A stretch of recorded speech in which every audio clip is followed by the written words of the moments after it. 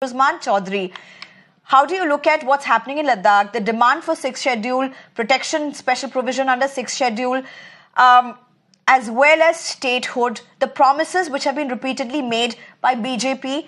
But of course, this is a much deep-rooted issue. It's as Mr. Sonam Wangchuk is saying, it's for democracy, their ability to be able to make decisions for themselves. How do you look at that? Good evening. First and foremost, the BJP finds itself in between a rock and a hard place with regards to Ladakh, Leh and Kargil areas. Yeah, this is a classic example of where Modi ka guarantee has failed. Basically, you promise the world to them where you are not able to deliver. And Ladakh is one such example. Their simple demand, we can sum up from Mr. Wangchuk interview, was we need the 6th schedule protection and we need a legislature for our people to legislate our rules, regulations and protect the environment of our region. That is the only demand that these people are having. If you can't promise them a state, give them a union territory with a legislature, why are you dilly-dallying on that? I can't understand. They are demanding a 6th schedule protection for Ladakh. You can't.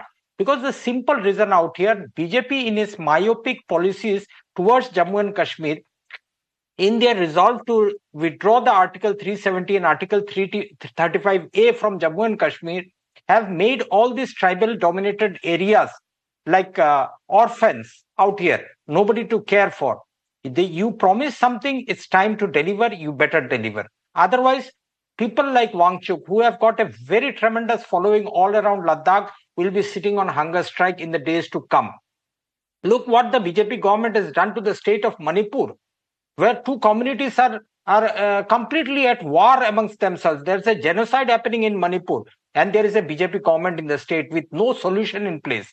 So I say the Bharatiya Janata Party government is very myopic in such policies. In their resolve to spook a particular community, the entire Ladakh problem has been created out here.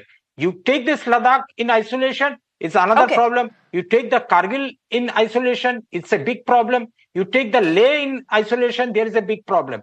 But combining all these three together into the union territory, you have got another bigger problem out here. Thank you. All right. Okay, I'll go back to R.S. Patania, but before that, Virag Gupta, let me come to you. Virag Gupta, could you try and explain this to us and to our viewers? What is this 6th schedule in a very layman's term? Constitutionally, how does one decide who gets administered under 6th schedule? Is there a particular ground under which that happens?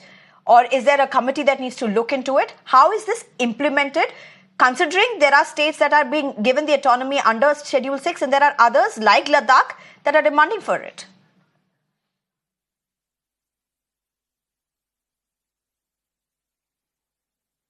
Sneha, there are three types of demand and accordingly we can consider the aspect of 6th schedule. The first is the protection that is regarding the land, job and the culture, that is the first. Second is the self-governance and third is the border state with ecological their importance.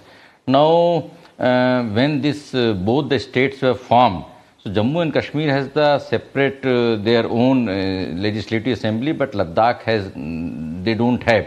And two options are there. One is the Article 371, which the government is considering. For that, government may have to do the constitutional amendment, and the problem may be there because 370 was abrogated on the basis of that is a temporary provision in the Part 21.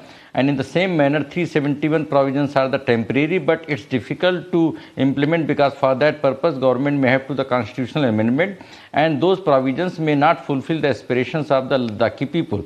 Now, coming to the 6th schedule, for the 6th schedule, no constitutional amendment may be required, and for that purpose, in the Act which was passed in the 2019, in that Act itself, provisions may be made for the 6th schedule. But problem is that if the 6th schedule protection is given there, then the similar demand may be there from the adjoining state of the Jammu Kashmir.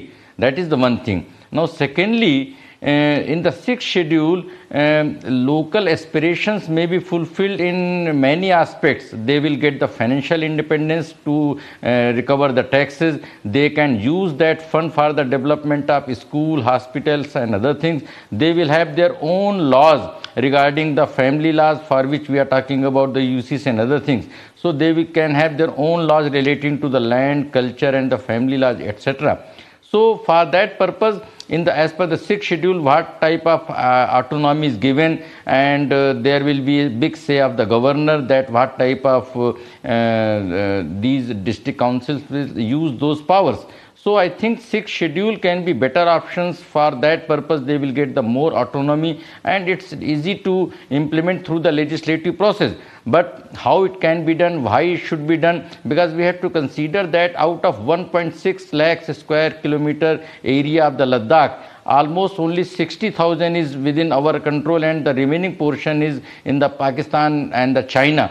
So this is a border state, and that is a political call depending on the security whole scenario of the area. Accordingly, government has to take a call. But from the constitutional point of view, and the big thing is that sooner these elections will be notified. So in this period, I don't think that as per the model code of conduct, government can even issue any ordinance also for this purpose. So new government has to take any call. But in this election period, this demand may be there so that they can get a commitment, so that new government can implement their commitment as per the after the formation of the new parliament.